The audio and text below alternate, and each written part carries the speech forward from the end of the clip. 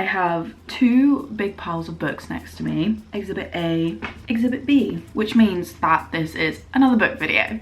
Yay! Now that it's the end of July, I can do my July reading wrap up. I've been saying it so much, but uni took up all of my time and I did not read pretty much anything for a really long time. However, this month I am set to finish 5 books. I've got one book that I'm still on, but I know I'll finish it, and that's a lot for me. So I'm gonna take you through those books, but I also wanna take you through the books that I wanna read in August. Let's just get started. The first book that I read in July was Warrior Girl Unearthed by Angeline Booley. I did a reading vlog with this one, so you can go and check that out if you want to, but it is about a Native American girl and how her tribe is like trying to get back their ancestors' remains and possessions from some museums. They have to jump through all of these legal hoops, even though in the first place all of these things were stolen from them. I'm really glad I read this. I think it brought so many Native American issues to light, including how many women go missing within their community, and it's very hard to find justice for those women, but because of the separate laws between the United States and the Native American land, it makes it easier for people to get away with it. So I did really enjoy reading this book for learning. I think this is only the second book that I've read about Native American people, and the first book was by the same author, which was 5 out of 5 stars. Loved that book. However, I was not as impressed by this one. I just didn't get the same feeling that I got with the first book. I just don't think pretty much the first 200 pages were necessary. It was just so slow and nothing happened. Everything that I was waiting to happen happened within the last half of the book. All of the issues were resolved really quickly. A really, really important subject to talk about, but I just don't think it was executed that well, which is such a shame because the first book literally is on my favorites list. So I recommend that one. I would still say this is like a 3 out of 5 though. I'm sitting on a pile of pillows right now and they are slowly sinking. Right, the next book that I read was The Housemaid by Frida McFadden. This is a super popular book, and you can tell when a book is popular because it'll be in the supermarkets. I really enjoyed this book. I didn't have high expectations. Even though everyone said it was really popular, I thought it was just gonna be another one of those popular books which is a bit meh, like it was overhyped. I rated this a 3 because even though I enjoyed it more than the previous book, I don't think it was written as well, because it's not the most complex crime story that I've ever read.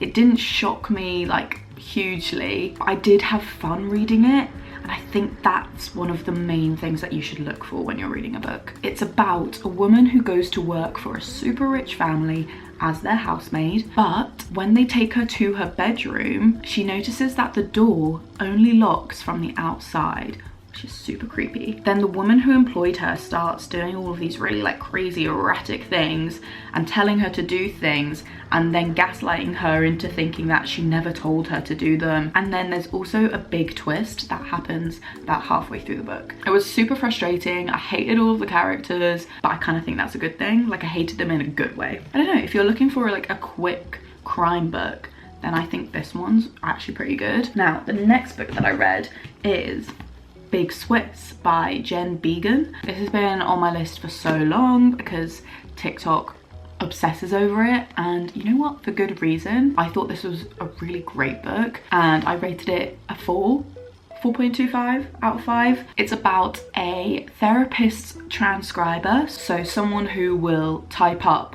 the recordings that a therapist takes in his client sessions. And so when she's listening to these tapes, she's getting to know the clients without actually meeting them in person. And one of the clients, Big Swiss, she starts to kind of get a little bit obsessed over, kind of falls for her a little bit, and then they meet in the dog park, but Big Swiss doesn't know who this person is, doesn't know that she's been listening to her therapy sessions. It's all about what ensues from there. Such a creative storyline, I think. The main character, kind of unlikable. Big Swiss, a little bit unlikable. Everyone's got issues in this book. There's definitely some pretty triggering moments in this book, so definitely check that out if you need to. It's quite violent at times. I definitely recommend this book. Really, really good. The next book that I read, again, I've been meaning to read for a really long time, and that is Yellowface by Rebecca F. Kuang. I'm halfway through her other book, Babel, which I was really enjoying, but it's just so dense. You've really got to be concentrating the whole way in order to understand things, and I just did not have the brain space for that at the time.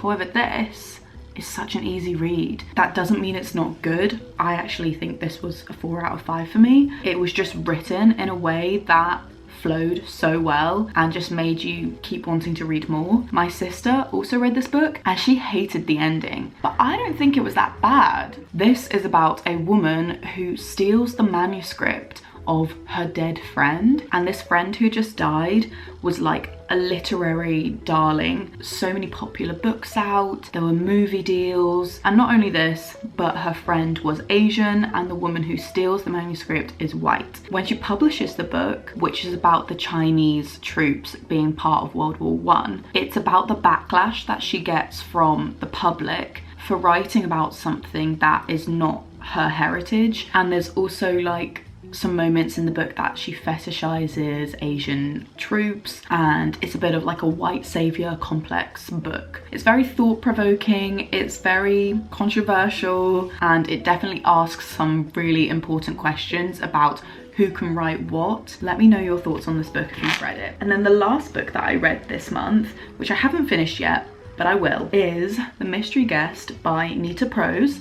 And this is the follow-up book to The Maid by the same author, obviously. The first book and this book are about a maid in a really grand hotel, and in both books a murder occurs at the hotel and she somehow gets kind of wrapped up in it. So far I am loving the mystery of this.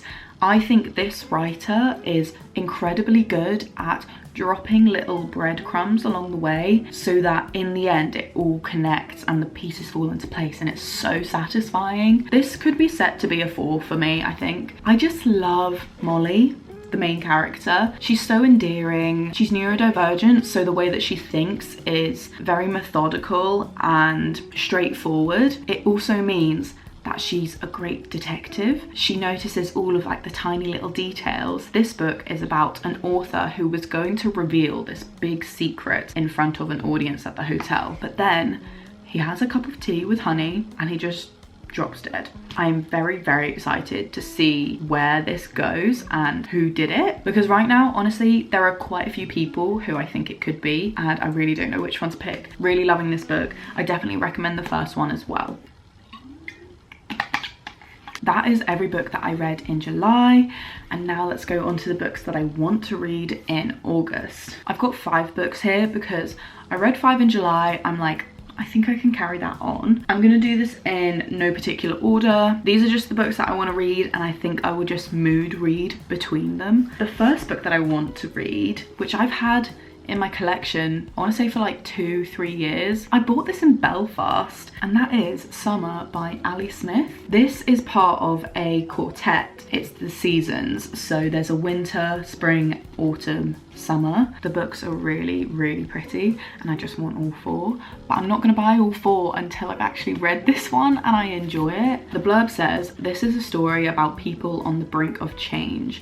They're family, but they think they're strangers. I love a bit of family drama. Each individual person is in a really troublesome place. It's set in summer and it's summer now, so I have to read this. I really don't know what to expect from that one. I'm going to show you the next 2 books as a duo because I've started both of these books but I haven't finished them yet. Something got in the way, or I just wasn't feeling it. Sometimes you have to put down a book and read another one in order to not be in a slump. That's not to say these books aren't good. In fact, I'd say both of them are really amazing. The first one, On the Savage Side, was just, it's quite dense, a bit like Babel. There's lots of details, there's lots of description, and I just really couldn't handle it whilst I was doing my final projects at uni. But it is perfect for summer. It is a crime story set in like kind of the countryside of the United States, and it centers around these twin girls, and it flits between when they were younger and when they're older. They had a really, really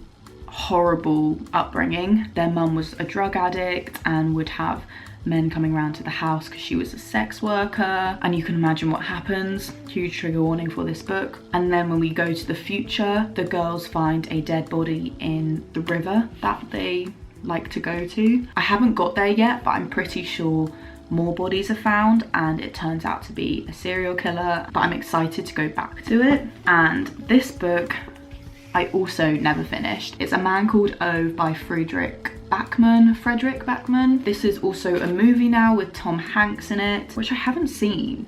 And I haven't seen any advertisement for it. So I'm like, where did that movie go? Anyways, I've actually only got like a third of this left. It's just a very sad story. It's about a man who lost his wife and he's trying to unalive himself. But every time he's about to do it, something interrupts him. And it's kind of in like a comical way. It's such a heavy topic, but it is written about in more of a light-hearted way. People rave about this author. I'm pretty sure Beartown is something that I'm always recommended to read, and I would really like to read more from the author because I really do like his writing style, but I'm ready to go back to it. Okay, the next book that I want to read is Brutes by Diz Tate.